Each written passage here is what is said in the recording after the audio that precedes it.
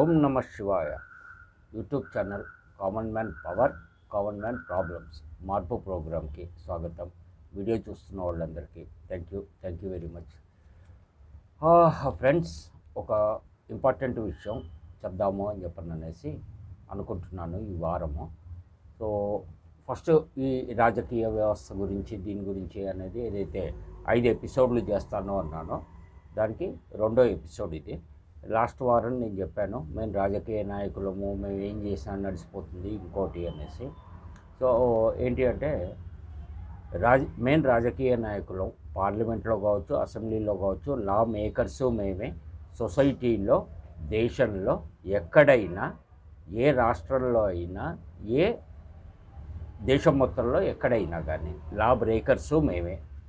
So దీన్ని base చేసుకొని అని అనేసి స్కీమ్లు, స్కామ్లు, ఇంకోటి అని అనేది నేను లాస్ట్ వీక్ చెప్పడం జరిగింది. అయితే ఇక్కడ ఏంటి అంటే లా మేకర్స్, లా బ్రేకర్స్ అని అనే దాని మీద లా మేమే తయారు చేస్తాం, మేము ఫాలో కాము. ప్రజలు మీరు ఫాలో కావాలి అంత మట్టుకే. అంతకుమించి ఇంకెక్కువ ప్రశ్నించారు అని అంటే మిమ్మల్ని తీసుకెళ్ళి బొక్కలో వేస్తాము, ఊసలు లెక్క పెట్టిస్తాము, ఇది అని అనే వర్షంలో వాళ్ళ ఒక ఆలోచనలు ఉంటాయి. అది ప్రజల మీద కావచ్చు, లేదు ఆ పార్టీని, లేదు అని అంటే కనుక ఆ ఒక రూలింగ్ పార్టీ కావచ్చు, లేదు రూలింగ్లో ఉన్నటువంటి మంత్రులు, లేదు ఎక్సెట్రా ఎమ్మెల్యేలు, వీళ్ళందరూ కావచ్చు. సో ఇది ఏంటి అని అంటే స్కీములు, స్కాముల ద్వారా మాకు రావాల్సినటువంటి ఫ్రీగా వచ్చేవన్నీ మేము తీసుకుంటాము. దానికి మాకు అన్ని హక్కులు ఉన్నాయి, ప్రజలకి ఏ హక్కులు లేవు.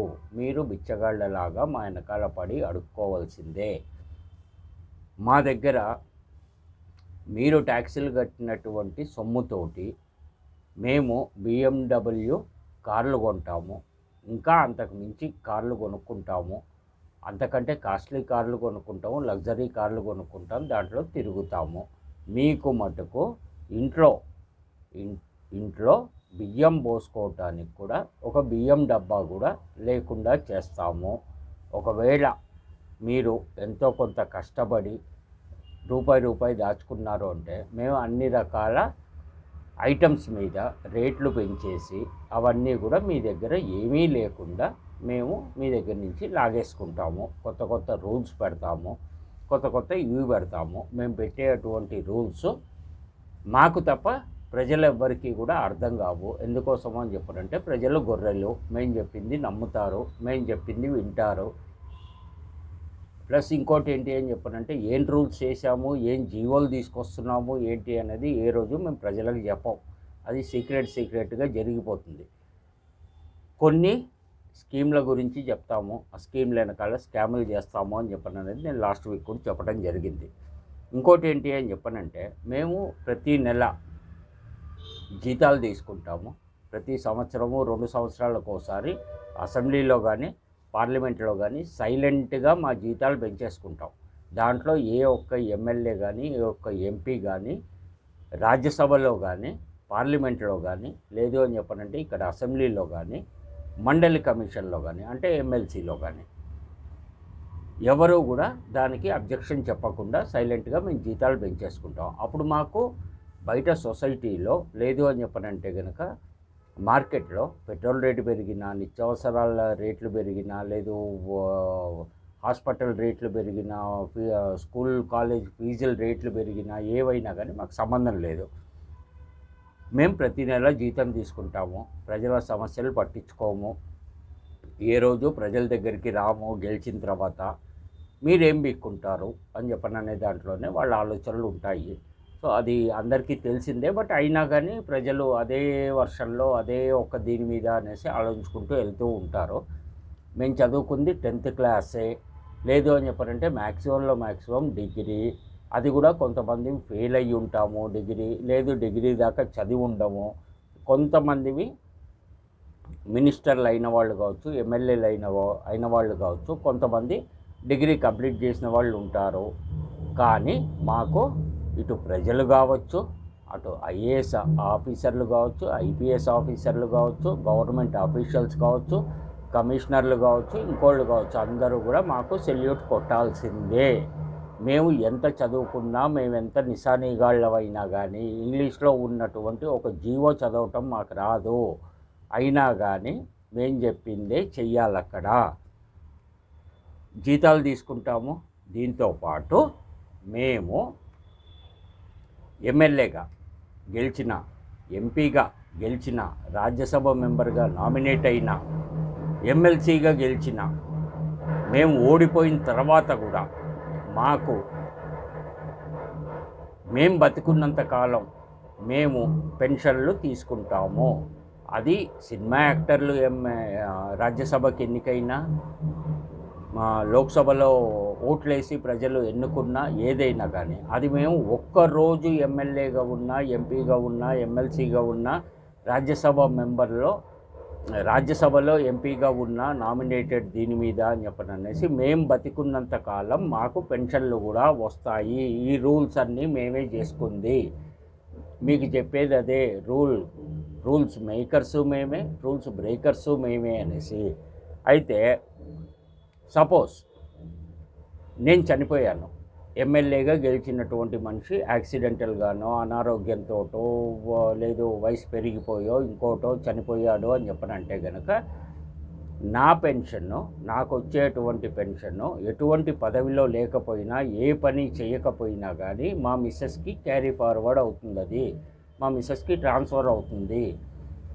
ఈ యొక్క పెన్షన్లు తీసుకున్నాము అని చెప్పనంటే, ఇందాక చెప్పినట్టు సినిమా యాక్టర్లు, క్రికెట్ ప్లేయర్లు, బిజినెస్ వాళ్ళు ఎవరున్నా సరే, వందలు వేల కోట్ల ఆస్తులు ఉన్నా సరే, వాళ్ళకు వచ్చేటువంటి దీని మీద అని చెప్పననేసి ఆ పెన్షన్లు తీసుకునే వాళ్ళు చాలామంది ఉన్నారు మన దేశంలో. ప్రజల సొమ్ముని పందికొక్కుల్లాగా మెక్కుతున్నటువంటి రాజకీయ వ్యవస్థ. అది అన్ని పార్టీలు ఒకటే డబ్బులు పంచుకోవటంలో.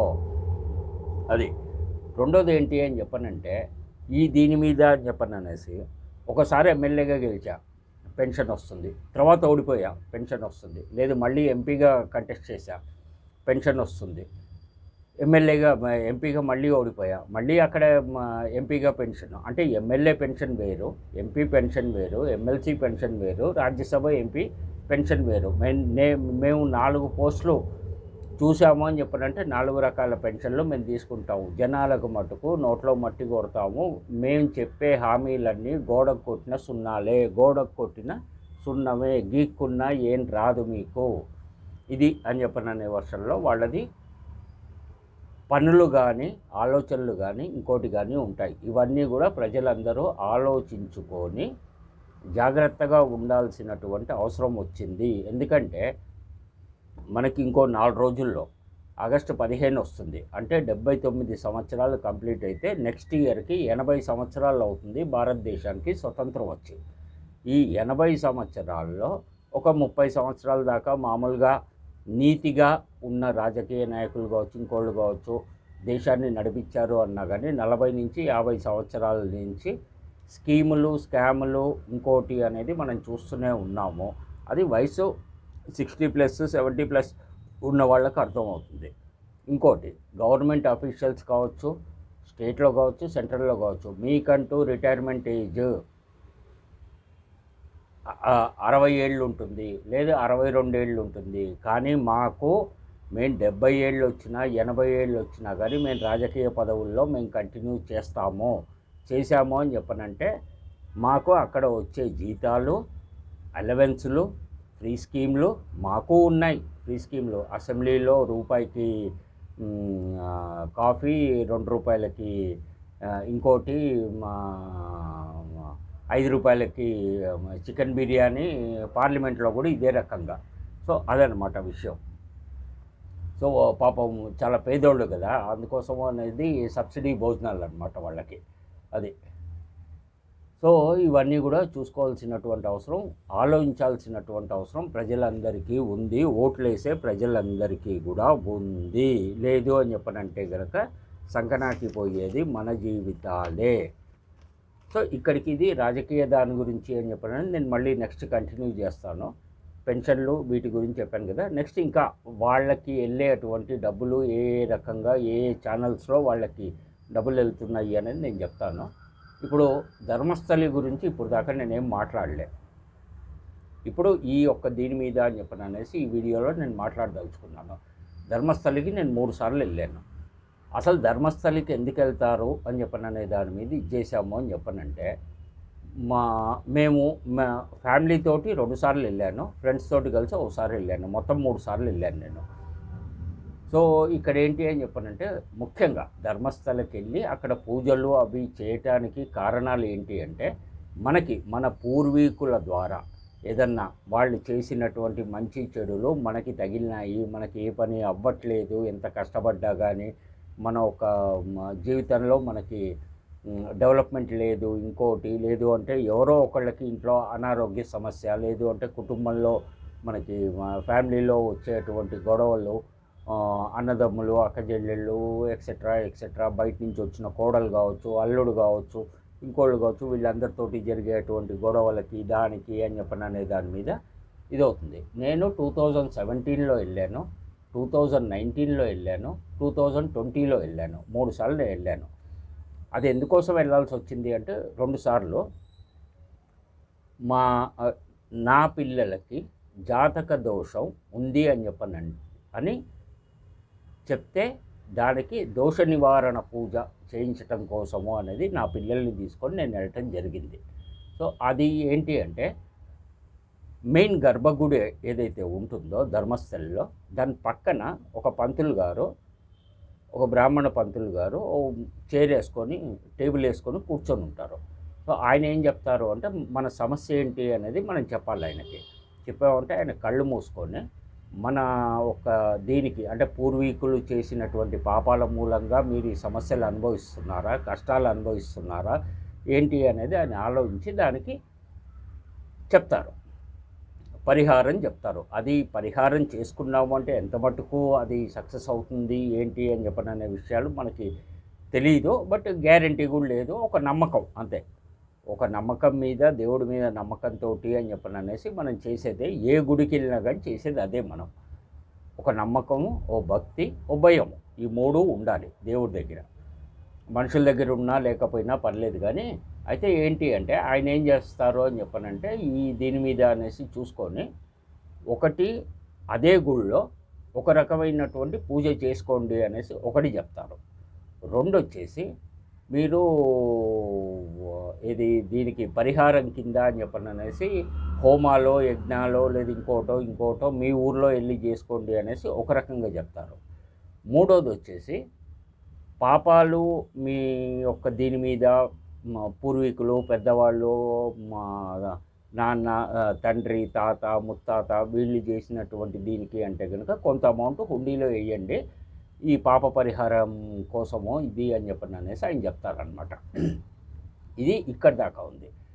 మేము వెళ్ళిన దాంట్లో ఏంటి అని చెప్పనంటే, 4 ప్లేసులకి మేము వెళ్ళటం జరిగిందనమాట. ఫస్ట్ మేము హైదరాబాద్ నుంచి బయలుదేరి మొత్తం ఫ్యామిలీ అంతా కార్లల్లో శృంగేరి వెళ్ళాం. ఫస్ట్ శృంగేరి నుంచి మేము మళ్ళీ అక్కడ దగ్గరలోనే ఒక 60-70 కిలోమీటర్ల రేడియస్లో ఉన్నటువంటి వేరే గుళ్ళ గురించి నేను చెప్తాను. శృంగేరి నుంచి డైరెక్ట్గా మేము కుక్కి అనే ఊరికి మేము వెళ్ళటం జరిగింది. అక్కడ సుబ్రహ్మణ్య స్వామి ఉంటాడు. కుక్కీలో సుబ్రహ్మణ్య స్వామికి ఏం చేస్తాము అని చెప్పనంటే, మనకి రాహుకేతు పూజలు అని చెప్పననేసి చేస్తారు వాళ్ళు. మనకి శ్రీకాళహస్తిలో ఎట్లా అయితే చేస్తారో ఆ రకంగా రాహుకేతు దోషాలు ఎవరికన్నా ఉన్నాయి, పెళ్ళి కావట్లేదు, అమ్మాయిలు కావచ్చు, అబ్బాయిలు కావచ్చు, పెళ్ళి కావట్లేదు, సంతానం లేదు, ఇట్లాంటివి ఏమైనా ఉన్నాయి అని చెప్పనంటే కనుక అక్కడ కుక్కీలో సుబ్రహ్మణ్య స్వామికి రాహుకేతు పూజ చేస్తారు. అక్కడికి దగ్గరలోనే అన్నపూర్ణాదేవి అని చెప్పననేసి ఇంకో గుడి ఉంది. అన్నపూర్ణాదేవి గుడికి వెళ్ళి మనం దండం పెట్టుకొని అక్కడ ఇది చేసాము అని చెప్పనంటే, మన ఇంట్లో కానీ మన కుటుంబంలో కానీ ఎవరికి కూడా తినేటువంటి ఆహారం లోటు లేకుండా మనం బతకగలము పోయేదాకా అని చెప్పననేది అదో నమ్మకం. సో శృంగేరి నుంచి మేము కుక్కి వెళ్ళాము. కుక్కి నుంచి అన్నపూర్ణాదేవి ఆలయం చూసుకొని అక్కడే భోజనం చేసుకొని గుళ్ళోనే అక్కడి నుంచి బయలుదేరి ధర్మస్థలం వచ్చాం. ధర్మస్థలంలో ఆ రోజు నైట్ స్టే చేసి నెక్స్ట్ డే మార్నింగ్ మేము చేయాల్సిన పూజలు అవి చేసుకొని మళ్ళీ అక్కడి నుంచి బయలుదేరి హైదరాబాద్ రావటం అనేది జరిగిందనమాట. సో 2 సార్లు ఈ రకంగానే జరిగింది. ఓసారి మటుకు డైరెక్ట్గా ధర్మస్థలే వెళ్ళాము, అక్కడ పూజలు చేసుకున్నాము, వచ్చేసాము. సో ఇప్పుడు ఏంటి అంటే, మనకి దేశం మొత్తంలో ధర్మస్థలిలో ఏదో జరుగుతోంది, ఏదో అవుతోంది ఇంకోటి అని చెప్పననే దాని మీద మాట్లాడుతూ ఉన్నారు. అయితే ధర్మస్థల్లో జరుగుతోంది ఇంకోటి అని చెప్పననే దాని మీద అనేసి మనం పెద్దగా హైలైట్ చేసి మాట్లాడుతున్నాము ఇంకోటి అని చెప్పనంటే ఎక్కువ మంది చనిపోయారు ఇంకోటి అనేసి మనకి అక్కడ ఒకతను ఎవరైతే ఉన్నారో అతను శానిటరీ వర్కర్ భీమా అని, అది మీడియా పెట్టిందా సిట్ వాళ్ళు పెట్టిందా ఏంటి అనే పేరు మనకు తెలీదు. భీమా అని భీమన్న అని ఏవో పేర్లు చెప్తున్నారు. అతను వచ్చేసి 1995 నుంచి 2014 దాకా శానిటేషన్ వర్కర్గా ఆ గుడికి పనిచేసిన మనిషితోటి అనేది చాలామంది అమ్మాయిల్ని లేదు మగవాళ్ళని అనేది చంపి అక్కడ పాతి పెట్టడం జరిగింది ఇంకోటి అనే వర్షన్లో చెప్తూ వస్తున్నారు. సో అది ఎంత మటుకు నిజము ఏంటి అనేది ఎంక్వైరీ జరుగుతుంది. ఎంక్వైరీ జరిగిన తర్వాత ఫుల్ డీటెయిల్స్ వస్తాయి. ఈ లోపల ఏంటి అని చెప్పారంటే ఇక్కడ మనము క్లియర్గా అర్థం చేసుకోవాల్సినటువంటి విషయము, అక్కడ ఉన్నటువంటి పోలీస్ స్టేషన్లో 2016లో ధర్మస్థల్లో పోలీస్ స్టేషన్ పెట్టారు. అంతకంటే ముందు ఓన్లీ అవుట్ పోస్ట్ ఉండేది అక్కడ. సో ధర్మస్థలికి 20 కిలోమీటర్ల అవతల 22 కిలోమీటర్ల అవతల మనకి ఒక ఊరుంది. ఆ ఊర్లో పోలీస్ స్టేషన్ ఉండేది. ఆ ఊర్లో పోలీస్ స్టేషన్కి మనకి వచ్చేసి బెల్తన్గడి అనేటువంటి ఊర్లో పోలీస్ స్టేషన్ ఉండేది. అదంతా కూడా ఈ ధర్మస్థలి దీనికి సరౌండింగ్స్ అంతా కూడా కవర్ చేసే పోలీస్ స్టేషన్. ఇంకోటి ఉజిరే అని చెప్పిన అనేటువంటి ఊరికి దానికి సంబంధించిన పోలీస్ స్టేషన్. సో ఇక్కడ వచ్చేసి మనకి ఏంటి అంటే ఒక 4 కేసులు కళ్ళ ముందు కనిపిస్తున్నవి. టీవీలో చూసింది, యూట్యూబ్ ఛానల్స్లో చూసింది, లేదా వాళ్ళ కుటుంబ సభ్యులతోటి అమ్మ కావచ్చు, అక్క కావచ్చు, నాన్న కావచ్చు, ఇంకోళ్ళతోటి అనేది ఎంక్వైరీ చేసి రిపోర్టింగ్ చేసి లైవ్లో లేదు అని చెప్పనంటే రికార్డ్ చేసి టెలికాస్ట్ చేసిన దాని గురించి నేను చెప్తోంది. వేదవల్లి అని చెప్పననే ఆవిడ 1979లో ఇట్లాంటి ఇష్యూ మీదే ఆవిడని చంపేశారు, బాత్రూంలో పెట్రోల్ డీజిల్ పోసి కాల్ చేశారు ఇంకోటి అని చెప్పననేది. ఆ తర్వాత అనన్య భట్, ఆ తర్వాత వచ్చేసి పద్మలత అనే అమ్మాయి, ఆ తర్వాత సౌజన్య అనే అమ్మాయి. వీటితో పాటు ఇవన్నీ కూడా ఇట్లా జరిగినాయి ఇంకోటి అని చెప్పననే దాని మీద లంకేష్ అని చెప్పననేసి ఒకటి మ్యాగజిన్ ఉండేది, వీక్లీ మ్యాగజిన్. దీనికి అనేది గౌరీ అని ఒక ఆవిడ ఉండింది. ఆవిడ్ని కూడా గౌరీ లంకేష్ అనే ఆవిడ్ని కూడా ఇంటి ముందే గుర్తు తెలియని వ్యక్తులు తుపాకీతోటి కాల్చి చంపేశారు అని చెప్పననేది ఇది జరుగుతున్నటువంటిది. దీనికి ఏంటి అని చెప్పనంటే ఏ పోలీస్ స్టేషన్కి వెళ్ళినా కానీ ఇట్లా అమ్మాయిలు మిస్ అయ్యారు ఇంకోటి అని చెప్పననే దాని మీద ఏ పోలీసులు కూడా ఎఫ్ఐఆర్ ఫైల్ చేయలేదు, అమ్మాయిల గురించి వెతకలేదు ఇంకోటి అనేసి వాళ్ళ ఇంట్లో ఉన్న వాళ్ళు చెప్తున్నటువంటి విషయం. ఇదేం కొత్త విషయం కాదు. ఎందుకంటే కామన్ విషయాలు కామన్ మ్యాన్గా నేను పర్సనల్గా ఒక తప్పు జరిగింది ఇంకోటి అనేసి నేను పోలీస్ స్టేషన్కి వెళ్ళి కంప్లైంట్ ఇస్తేనే తీసుకోలే. అది కోర్టు నుంచి మీరు ఆర్డర్ తెచ్చుకుంటే మేము కంప్లైంట్ ఎఫ్ఐఆర్ ఫైల్ చేస్తాము ఇంకోటి అని చెప్పననేసి చెప్పడం జరిగింది. ఇది డబ్బు విషయంలో జరిగిన మాట నాతోటి. అయితే దీనికి ఏంటి అంటే కోర్టు నుంచి తెచ్చుకున్నా కానీ ఆ కేసు ముందుకెళ్ళలేదు. సో దీని మీద ఏంటి అంటే అక్కడ ధర్మస్థల్లో ఇప్పుడు జరుగుతున్నది వీరేంద్ర ఏం పేరు అది వీరేంద్ర హెగ్డే అని చెప్పననే ఆయన చాలా సంవత్సరాల నుంచి ఆ గుడికి ధర్మకర్తగా ఉన్నారు. ఆయనకి సంబంధించినటువంటి బంధువులు, తమ్ముడు పిల్లలు, ఇంకోళ్ళు వీళ్ళంతా చేస్తూ ఉన్నారు. గత 40 నుంచి 50 సంవత్సరాల మధ్యలో నుంచి ఇవన్నీ జరుగుతున్నాయి ఇంకోటి అని చెప్పననే వర్షంలో ఇప్పుడు యూట్యూబ్ ఛానల్స్ కావచ్చు, ఎలక్ట్రానిక్ మీడియా కావచ్చు, ప్రింట్ మీడియా కావచ్చు, దాంట్లో వస్తున్నటువంటి విషయాలు. ఇదేం కొత్త కాదు, చాలా చోట్ల మనకి వచ్చినవే, కాకపోతే అన్నీ బయటికి రాలేదు. చాలా మటుకు ఎక్కడికక్కడ క్లోజ్ అయిపోయిన ఇష్యూసే ఉన్నాయి. దానికి ఎగ్జాంపుల్ వచ్చేసి ఏపీలో పుట్టపర్తిలో జరిగింది, ఎంతోమందిని చంపేశారు, పూర్తి చేశారు ఆ లోపలే ఇంకోటి అని చెప్పననేది విన్నాం మనం. అట్లాగే తెలంగాణకి తీసుకున్నాము అని చెప్పనంటే గనక పిరమిడ్ టెంపుల్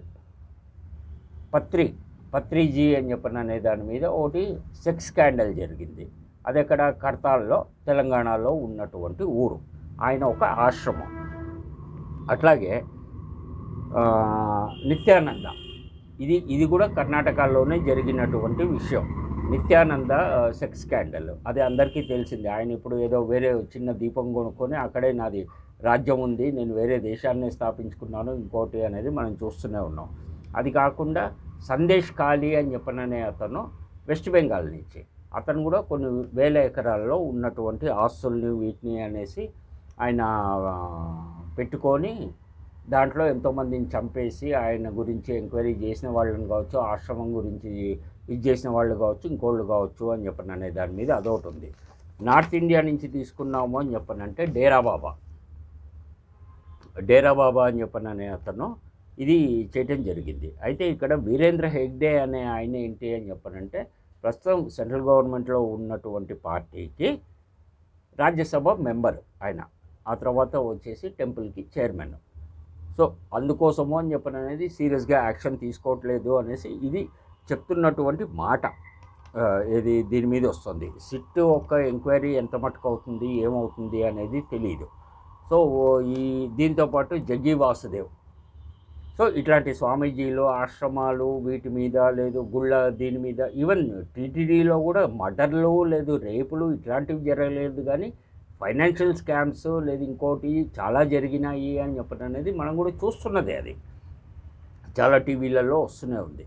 సో ఈ యొక్క విజిల్ బ్లోవరు లేదు అంటే మనకి భీమన్న అనే ఆయన కొన్ని వందల శవాలు నేను ఈ అడవిలో కొన్ని పూడ్చిపెట్టడం జరిగింది, కొన్ని పెట్రోలు డీజిల్ పోసి కాల్చేయటం జరిగింది, కొన్ని నదిలో పడేయటం జరిగింది, ఇవన్నీ జరిగినాయి. దాంట్లో చిన్న చిన్న స్కూల్ పిల్లలు 12-13 సంవత్సరాల నుంచి 25 ఏళ్ల వయసు ఉన్నటువంటి అమ్మాయిలవే ఎక్కువగా వచ్చేవి ఇంకోటి అని చెప్పని అనేసి అన్నారు. అది ఎక్కడ నేత్రావతి నది ఒడ్డున ఆ పైన ఉన్నటువంటి అడవిలో చేసినటువంటి ఇవి అని.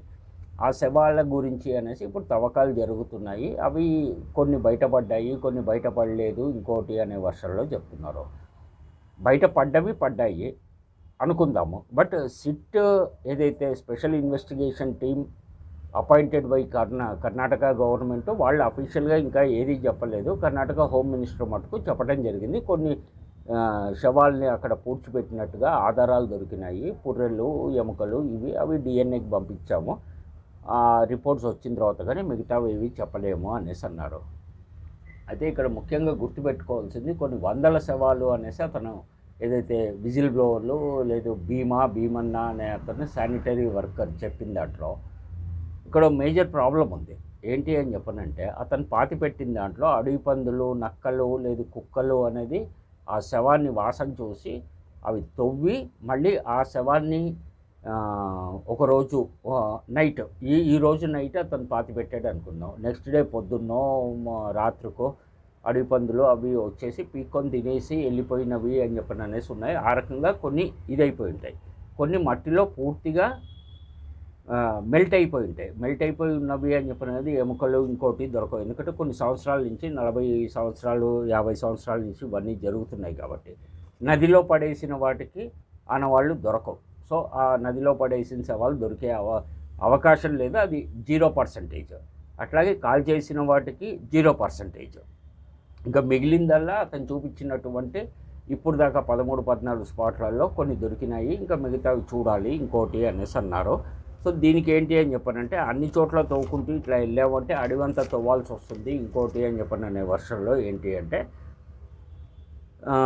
జీపీఆర్ సిస్టమ్ని ఒకటి తీసుకొని వచ్చి దాని ద్వారా దీన్ని అడవంతా కూడా చెక్ చేసాము అంటే ఆ విజిల్ బ్లోవర్ అనే అతను ఎవరైతే ఉన్నారో అతను చెప్పిన ప్లేస్లో చూసాము అంటే ఒక 10-20 మీటర్ల రేడియస్లో చూసాము అంటే అక్కడ లోపల భూమిలో ఏమున్నాయి ఏంటి అనేసి తెలుస్తుంది అన్నారు. జీపీఆర్ అంటే గ్రౌండ్ పెనిట్రేటింగ్ రాడార్, అంటే భూమి లోపల మనకి ఒక 10 మీటర్లు 20 మీటర్లు 30 మీటర్ల దాకా మనం చెక్ చేసుకున్న దాన్ని బట్టి అనేసి లోపల ఏముంది ఏంటి అని చెప్పని అనేది మనకు తెలుస్తుంది అన్నమాట. నీళ్ళు ఉన్నాయా, మట్టి ఉందా, రాళ్ళు ఉన్నాయా, ఎముకలు ఉన్నాయా, పుర్రలు ఉన్నాయా, ఇంకోటి ఉన్నాయా అనేసి అది స్టార్ట్ చేశారు అని చెప్పనంటే కనుక మరి ఎంత మటుకు ఇవన్నీ బయటకు వస్తాయి ఏంటి అని చెప్పని అనేది మనకు తెలియదు. ఎందుకోసమో అని చెప్పనంటే ఈ విజిల్ బ్లోవర్ అనే అతను జాబ్ మానేసి కూడా అతను 2014లో మానేశాడు. ఇది 2025, 11 సంవత్సరాలు అయింది.